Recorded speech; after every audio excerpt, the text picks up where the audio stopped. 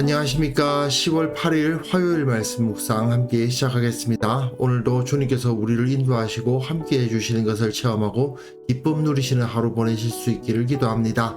오늘 본문은 출애굽기 13장 11절부터 22절까지 말씀입니다. 오늘 본문의 주제는 사실은 두 가지라고 할 수 있는데요. 유월절 규례에 대한 가르침의 끝부분과 홍해를 건너가는 이야기를 하는 부분의 첫 부분이 함께 맞붙어 있습니다. 그래서 두 가지 주제라고 할 수도 있지만 이걸 통해서 우리가 처음 구원받은 사람들의 마음을 되새겨보고 구원받은 자로서 마땅히 지켜야 할 태도가 무엇인지를 확인할 수 있을 것 같습니다. 그럼 먼저 말씀을 보시고 묵상 이어나가도록 하겠습니다. 여호와께서 너와 네 조상에게 맹세하신 대로 너를 가나안 사람의 땅에 인도하시고 그 땅을 내게 주시거든 너는 태에서 처음 난 모든 것과 내게 있는 가축의 태에서 처음 난 것을 다 구별하여 여호와께 돌리라. 수컷은 여호와의 것이니라. 나귀의 첫 새끼는 다 어린 양으로 대속할 것이요 그렇게 하지 아니하려면 그 목을 꺾을 것이며 네 아들 중 처음 난 모든 자는 대속할지니라.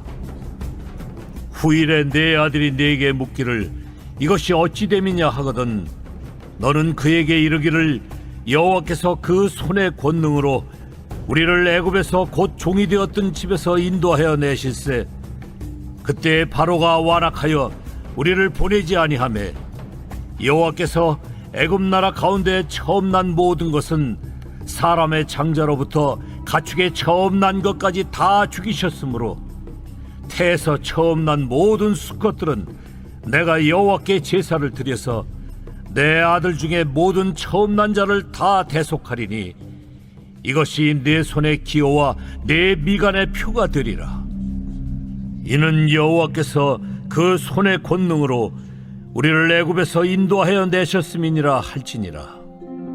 바로가 백성을 보낸 후에 블레셋 사람의 땅의 길은 가까울지라도 하나님이 그들을 그 길로 인도하지 아니하셨으니 이는 하나님이 말씀하시기를 이 백성이 전쟁을 하게 되면 마음을 돌이켜 애굽으로 돌아갈까 하셨습니다.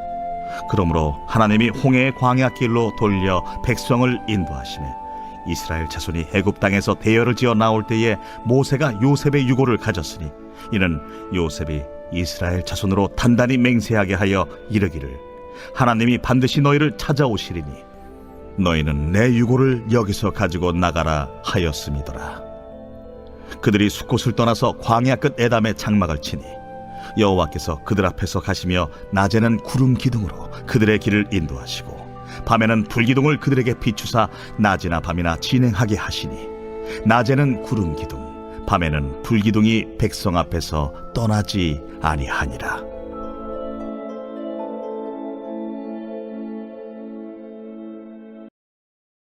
오늘 본문은 출애굽과 관련된 이야기, 이 유월절 이야기와 홍해 이야기가 만나는 부분입니다. 사실은 16절까지는 유월절 규례에 대한 이야기를 하고 있고 17절부터는 홍해 이야기가 시작해요.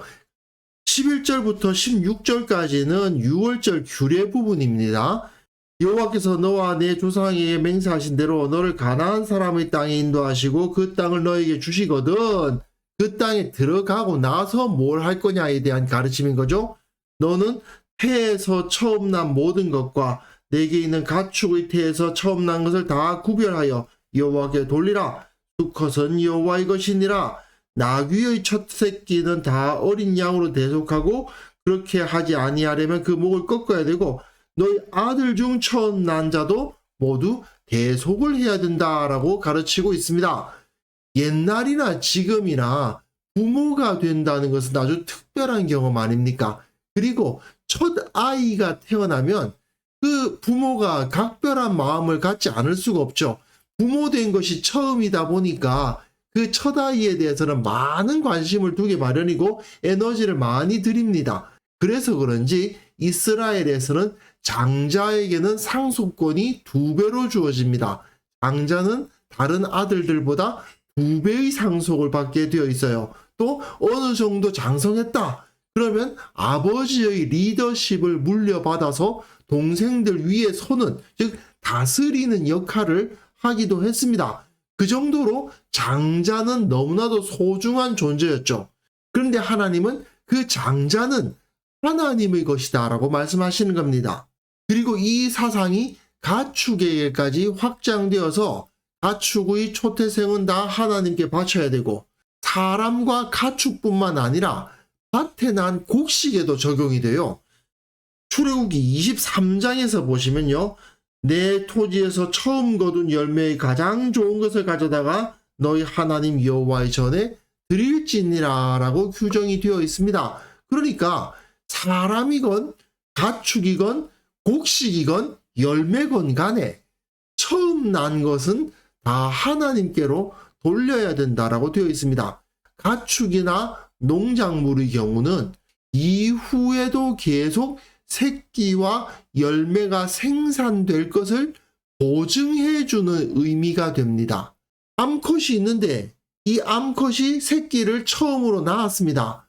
그럼 이 암컷은 계속해서 새끼를 낳을 수 있겠구나라고 생각이 되죠. 밭이 있는데 그 밭에서 곡식을 수확을 했습니다. 그러면 이 밭에서는 계속 곡식이 나겠구나 하는 것을 확인할 수 있죠. 나무가 있는데 거기서 열매를 얻었습니다. 그러면 이 나무에서는 계속 열매를 얻을 수 있는 겁니다. 그처럼 초태생이 주어졌다라는 것은 그 이후에 생산된 모든 새끼, 모든 열매의 대표로서 이 초태생을 바친다는 것은 결국 그가 가진 모든 것을 바친다는 의미를 갖게 됩니다. 아브라함과 이삭의 관계가 바로 그거죠. 이삭이 장자죠. 근데 아브라함이 그 이삭을 하나님께 바치지 않습니까?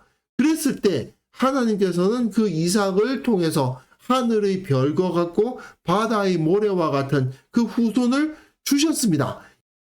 그래서 후일에 내 아들이 내게 묻기를 이것이 어찌 됨이냐 하거든 너는 그에게 이르기를 여호와께서 그 손의 권능으로 우리를 애굽에서 곧 종이 되었던 집에서 인도하여 내셨다.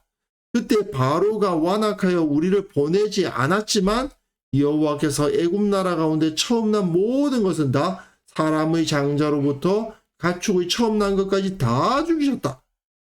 태에서 처음 난 모든 수컷들은 내가 여호와께 제사를 드려서 내 아들 중에서 모든 처음 난 자를 다 대속한다. 이렇게 말씀이 주어졌다라고 가르치라고 되어 있는 것입니다.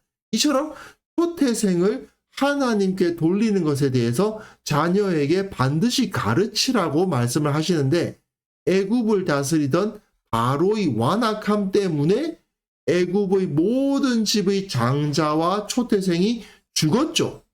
그것을 기억하게 합니다. 그래서 내 손의 기호와 내 미간의 표가 되리라. 제가 말씀드렸는데 내 손의 기호를 잡는다는 것은 내가 기억하기 위한 표식이고 내 미간의 표라는 것은 다른 사람에게 기억하게 만드는 표식이죠. 이 표식을 통해서 하나님께서 그 손의 권능으로 우리를 애굽에서 인도하여 내셨다는 것을 기억하게 합니다.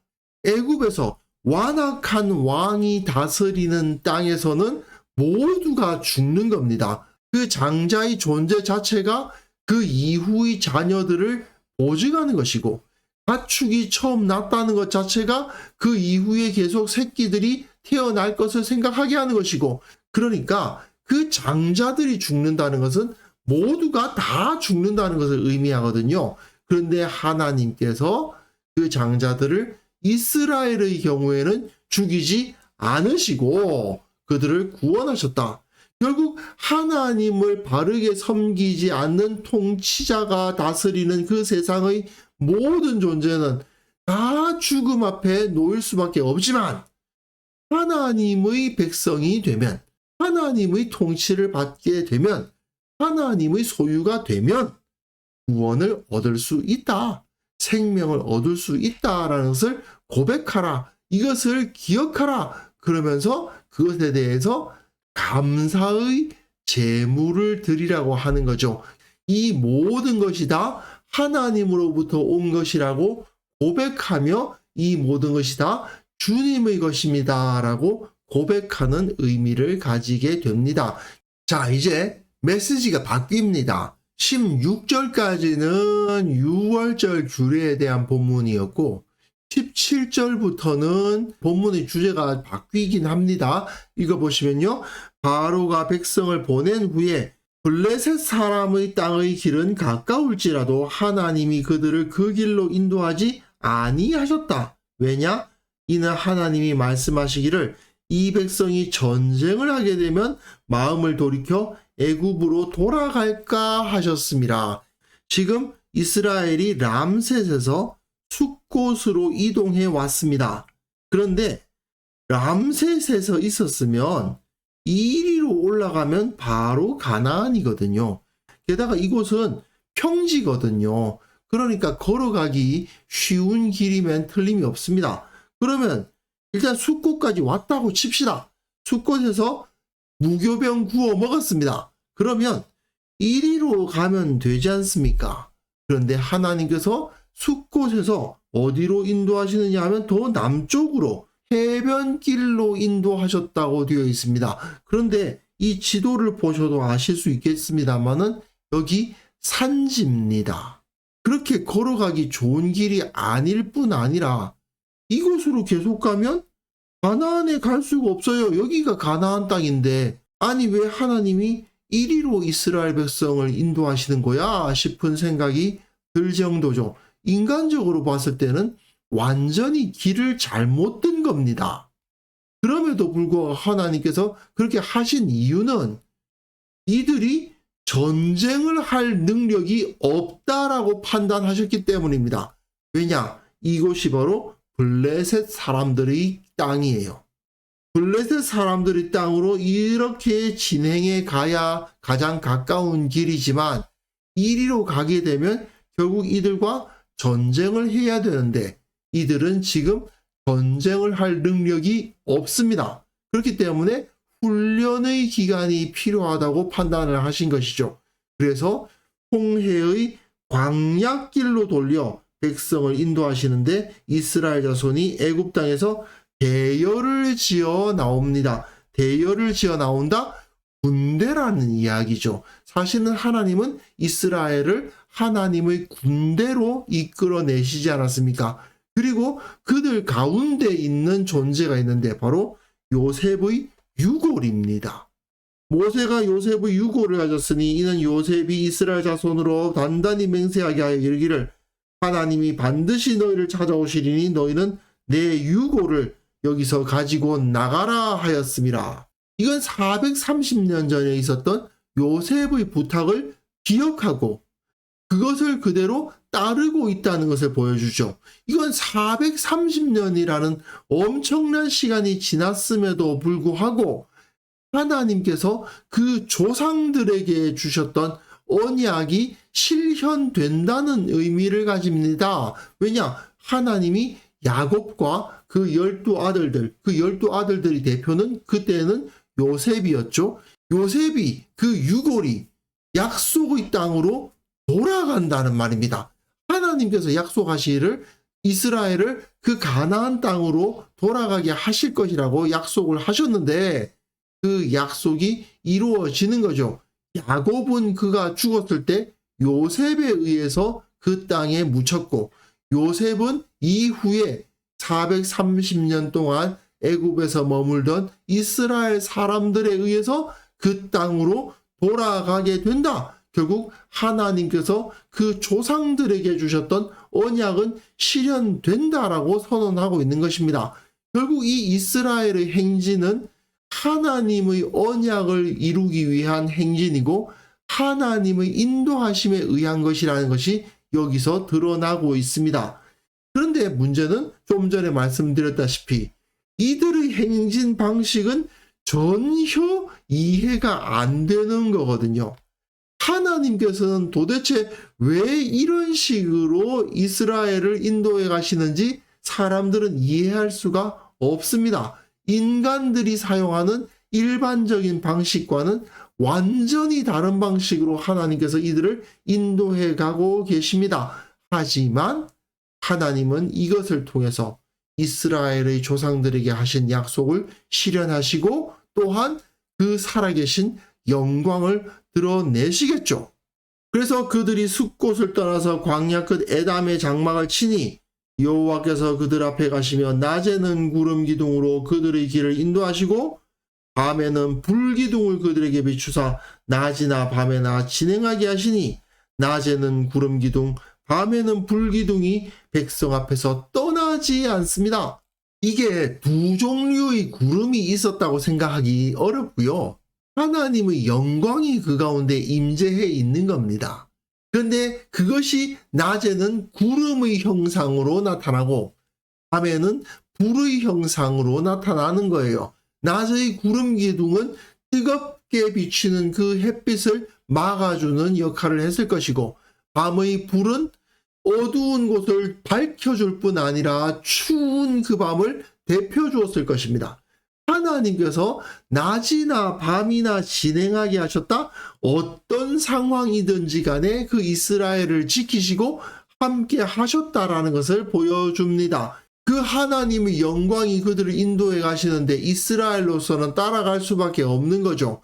그런데 문제는 정작 그 가는 길은 전혀 길이라고 볼 수 없는 곳으로 향하고 있다. 이게 문제 아닙니까?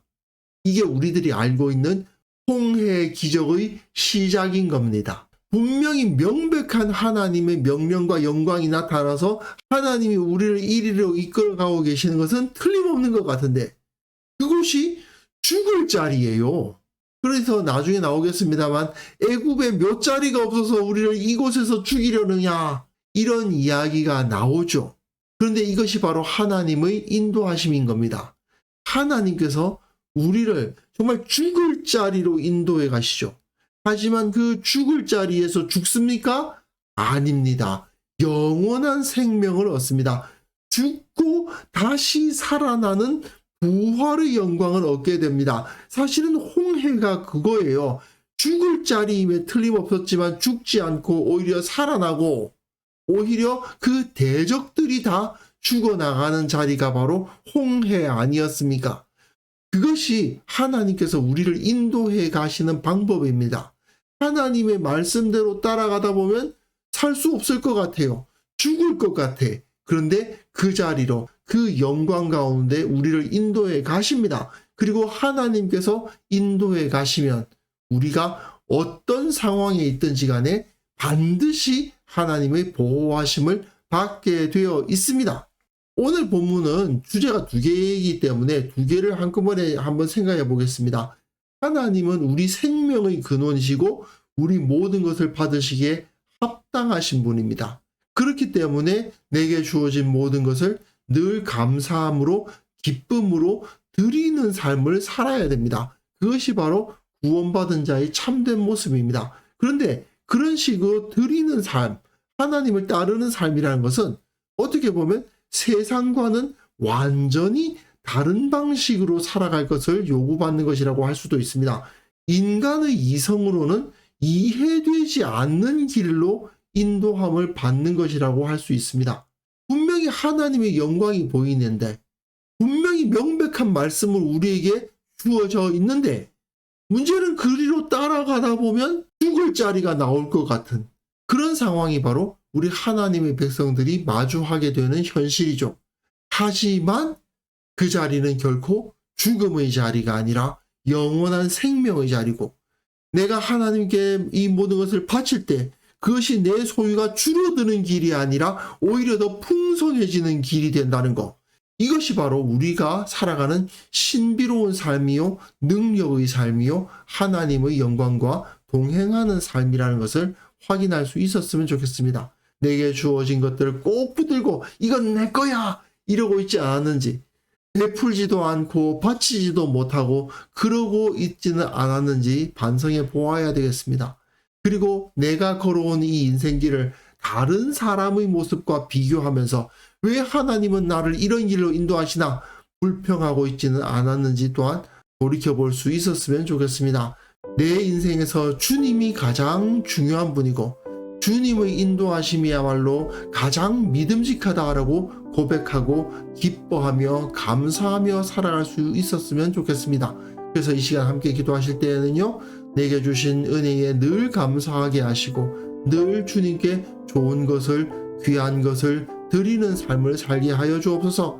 주님의 말씀, 주님의 인도하심 이해되지 않을 수 있지만 믿음으로 온전히 주님을 기쁨으로 따름으로 말미암아 주님께서 베푸시는 그 큰 은혜 가운데 들어가고 주님의 영광을 보게 하옵소서. 함께 기도하는 시간 가졌으면 합니다.